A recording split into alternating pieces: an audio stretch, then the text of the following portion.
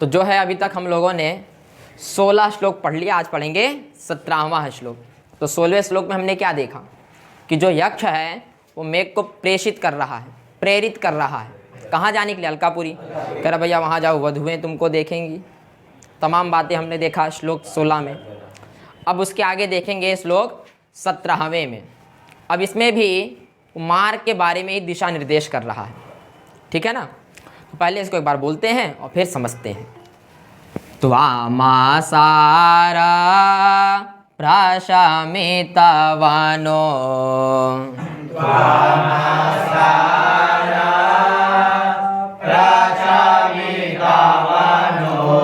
पाप्लवं साधुमूर्ध्ना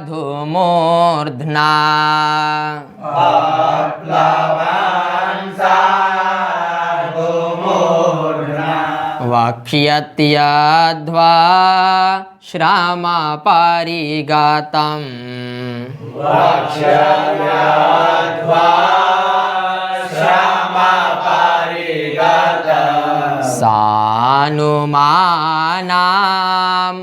सानुमानाम्रकूटाः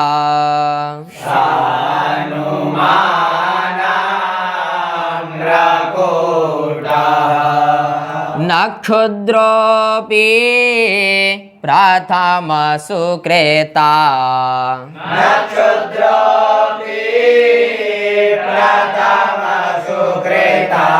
पेक्षया संश्रयाय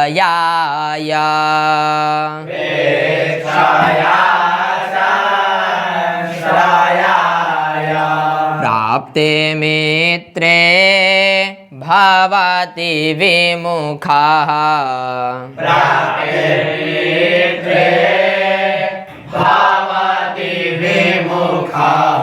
किं पुनर्यस्तथोच्चैः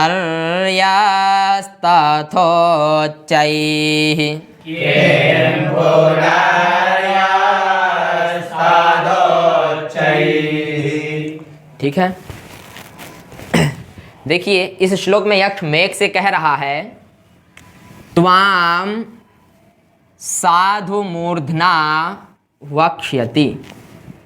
क्या कह रहा है? त्वाम साधु मूर्धना वक्ष्यति।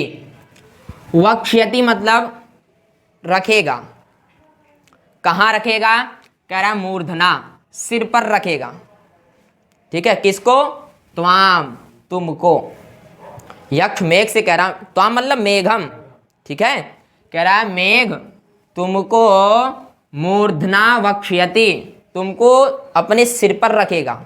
और मूर्धना का एक विशेषण है साधु, बड़े प्यार से, बहुत ही प्यार से तुमको अपने सिर पर रखेगा। समझे कि नहीं? कह रहे भैया कौन रखेगा अपने सिर पर? कह रहे हैं आगे सानुमानाम्रकूटः। क्या कह रहे हैं? मानाम्रकूटः। आप लोग पहले पढ़ चुके हैं, सानु मतलब चोटी, ठीक है। अब यहां देखिए सानुमान, क्या शब्द है? सानु मान मतलब चोटी वाला, ठीक है। चोटी वाला कौन? कह रहे हैं आम्रकूटः। आम्रकूटः नाम का पर्वत है, पर्वत के पास ही चोटी होती है। कह रहे हैं आम्रकूटक नाम का जो पर्वत है वो तुमको अपने चोटी पर, चोटी अर्थात मूर्धना, भाई पर्वत की जो चोटी है वही उसकी सिर है, वही उसका क्या है?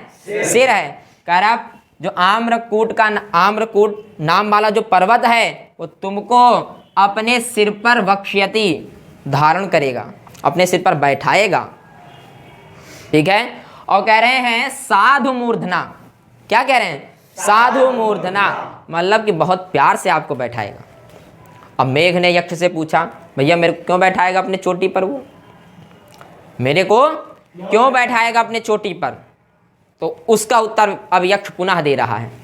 कह रहा है वनोपप्लवम। क्या कह रहा है? अपप्लवम। वनो मतलब वन, ठीक है। कह रहा है जब वन में उपप्लवम हो जाता है, अर्थात वन में जब अग्नि लग जाती, आग लग जाती है। आप देखे होंगे जब बहुत ज़्यादा गर्मी होती है तो वन में आग लग जाती है, लग जाती है कि नहीं? तो वही यक्ष मेघ से कह रहा है, क्योंकि भैया आषाढ़ माह तो पहले गर्मी फिर आषाढ़ माह आता है, तो अब यक्ष मेघ से कह रहा है जब गर्मी में वहाँ उपप्लव हो जाता है, जब जंगल अग्नि में जलने लगता है, जब जंगल, वन मतलब जंगल, उपप्लवम हो जाता है, जब उसमें आग लग जाती है, तब आप क्या करते हो? आसार प्रशमित। आप क्या करते हो? प्रशमित। आसार मतलब जल, आप बहुत ही लगातार जल, अगर मेघ लगातार वर्षा करे तो उसको हम कहते हैं आसार। वो कैसा जल होता है? आसार। आप लगातार पानी बरसते हो वहां, और आपके लगातार पानी गिरने से क्या होता है? प्रशमित हो जाता है, वो अग्नि बुझ जाती है। प्रशमित मतलब बुझ जाना। जब वन में उपप्लव होता है, अर्थात जब अग्नि जल जाती है, वन में अग्नि, भयंकर अग्नि प्रकट हो जाती है, तो आपके आसार के द्वारा, आपके भयंकर बारिश के कारण वहाँ क्या हो जाता है? प्रशमित। वो वन प्रशमित हो जाता है, वहाँ की अग्नि बुझ जाती है। इसलिए मेघ तुमको आम्रकूट, ऐसा पर्वत है उसका नाम क्या है? आम्रकूट। आम्रकूट नामक पर्वत तुमको मूर्धना वक्ष्यति, तुमको अपने सिर पर बैठाएगा। समझे कि नहीं? कहाँ बैठाएगा? अपने सिर पर। आपको बड़े आदर के साथ, साधु के साथ, बड़े इज्जत सम्मान के साथ आपको अपने सिर पर बैठाएगा। समझे कि नहीं? अब देखिए, अब आगे कह रहे हैं कि तुम परिगत हो गए। तुम क्या हो गए हो? परिगत। भाई जब तुम अलकापुरी जाओगे तो परिगत हो जाओगे कि नहीं? परिगत मतलब थक जाओगे। क्या हो जाओगे? थक। कहाँ करें? अध्व। अध्व मतलब मार्ग, और श्रम मतलब परिश्रम। भाई तुम मार्ग में जाओगे तो परिश्रम तो करोगे ही, और उस परिश्रम के द्वारा क्या हो जाओगे? थक जाओगे, परिगतम हो जाओगे। ठीक है? और जब मेघ थक जाना तो आपको जो आम्रकूटक नाम का पर्वत अपने सिर पर बैठाएगा, बड़े इज्जत के साथ आपको बैठाएगा। क्यों बैठाएगा? क्योंकि आपने उसके अग्नि को कई बार बुझाया है, इसलिए आपको देखते ही वो नम्रता से आपको अपने सिर पर बैठाएगा। समझे कि नहीं? अब देखिए, इतनी बात यक्ष ने मेघ को बताया। अब मेघ कह रहा है, अगर मान लो मैंने, भाई अच्छी बात है, उसके लिए बहुत कुछ किया, यदि वो भूल जाए तब। मैंने बेशक कई बार अग्नि बुझाई, उसकी वन की अग्नि कई बार बुझाई, लेकिन आजकल के लोग परोपकार नहीं होते हैं, वो पर के उपकार को भूल जाते हैं। अब यक्ष उसी के उत्तर में 2 लाइन कहता है। क्या कह रहा है? कह रहा है क्षुद्र अपि। क्या कह रहा है? क्षुद्र मतलब तुच्छ लोग। क्षुद्र मतलब तुच्छ लोग जो होते हैं, अपि मतलब भी।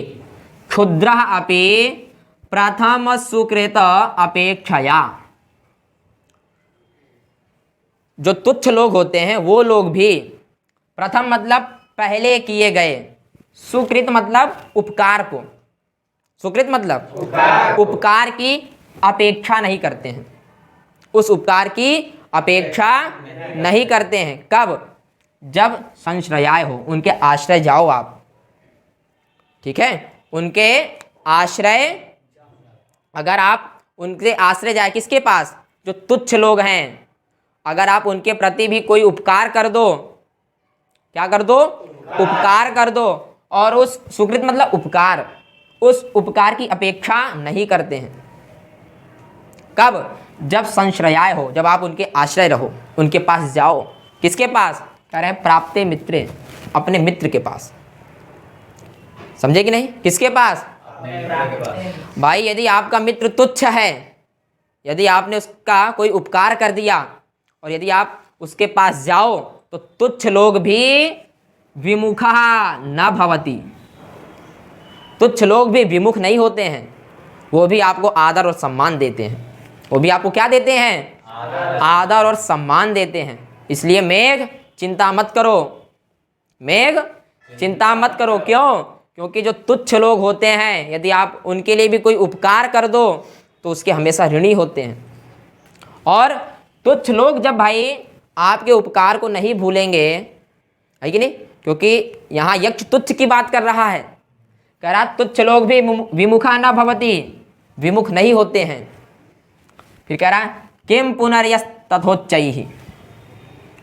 पुनः मतलब फिर, यह मतलब जो, उच्च ही मतलब ऊंचे लोग, श्रेष्ठ लोग हैं। भाई जब तुच्छ आदमी नहीं भूल सकता उपकार को, तो फिर ये जो उच्च है कौन, आम्रकूट, तो भाई उच्च पर्वत है। जैसे रामगिरी आश्रम उच्च है, वैसे यक्ष इस आम्रकूट को भी उच्च ही बता रहा है, श्रेष्ठ बता रहा है। कह रहा भैया तुच्छ लोग अपने उपकार को नहीं भूलते हैं, तो ये श्रेष्ठ पर्वत आपके उपकार को नहीं भूल सकता। इसलिए मेघ अलकापुरी जाओ।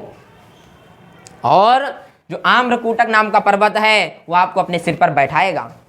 क्यों? जब यक्ष ने कहा मान लो अगर उपकार भूल जाए तब, कह रहा जब तुच्छ व्यक्ति उपकार नहीं भूल सकता, जब वो विमुख नहीं हो सकता, तो ये तो बड़ा श्रेष्ठ है। ये क्या है? बहुत ही श्रेष्ठ है। ये आपके उपकार को कभी नहीं भूल सकता। और साधु मूर्धना वक्ष्यति, वो आपको बड़े ही आदर के साथ अपने सिर पर बैठाएगा। समझे कि नहीं? कोई आपको अगर अपने सिर पर बैठाए, इसका अर्थ क्या? वो आपको बहुत आदर दे रहा है।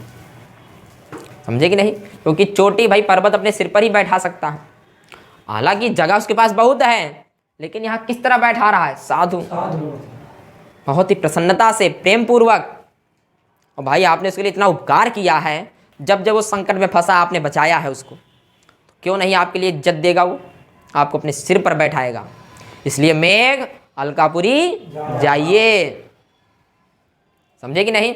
एक बार फिर देखिए, कह रहे हैं त्वाम साधु मूर्धना वक्ष्यति, त्वाम साधु मूर्धना वक्ष्यते, मेघ तुमको आदर पूर्वक अपने सिर पर बैठाएगा।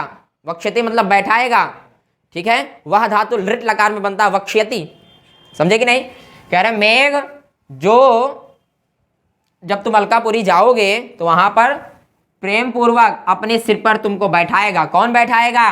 कह रहे सानुमान आम्रकूटः, ठीक है? आम्रकूटक नाम का पर्वत, वो तुमको अपने चोटी पर प्रेम पूर्वक बैठाएगा। और पर्वत की चोटी क्या है? सिर है कि नहीं? तो अपने सिर पर बैठाएगा। क्यों बैठाएगा? क्योंकि आसार प्रशमित वनो पप्लवम। समझे कि नहीं?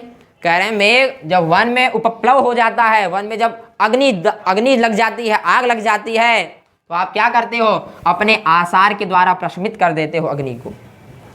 अपने तेज वर्षा के द्वारा उस अग्नि को आप शांत कर देते हो। इसलिए तुमको क्या करेगा? अपने मूर्धना पर, अपने सिर पर बैठाएगा। कौन बैठाएगा? आम्रकूटक, आम्रकूटः बैठाएगा। समझे कि नहीं? और कह रहे हैं मेघ जब तुम जाओगे तो कहाँ से जाओगे? अध्व के द्वारा जाओगे कि नहीं? अध्व मतलब मार्ग। और मार्ग में जाओगे तो श्रम तो करना पड़ेगा। और जब मार्ग में श्रम करोगे तो परिगतम हो जाओगे कि नहीं? थक जाओगे कि नहीं? इसलिए उसके सिर पर बैठ जाना, उसके सिर पर बैठ जाना और बारिश कर देना। समझे? और अब मेघ बोला भैया आजकल की दुनिया जो है बड़ी विचित्र है, कितना भी उपकार कर दो भूल जाते हैं। तो यक्ष कह रहा भैया देखो ऐसी बात नहीं है, ऐसी बात नहीं है। कह रहा क्षुद्र अपि प्रथम सुकृत अपेक्षया विमुखा न भवति।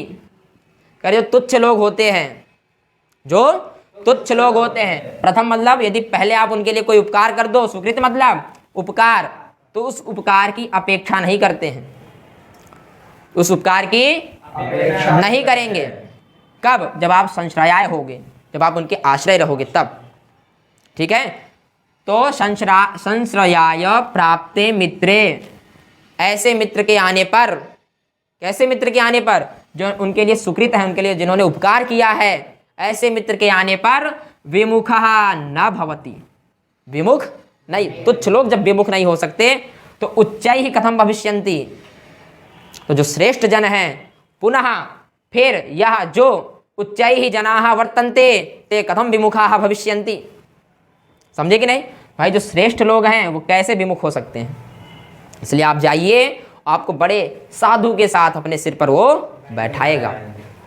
समझे कि नहीं? तो क्या पहली, दूसरी, तीसरी, चौथी लाइन समझ में आ गई?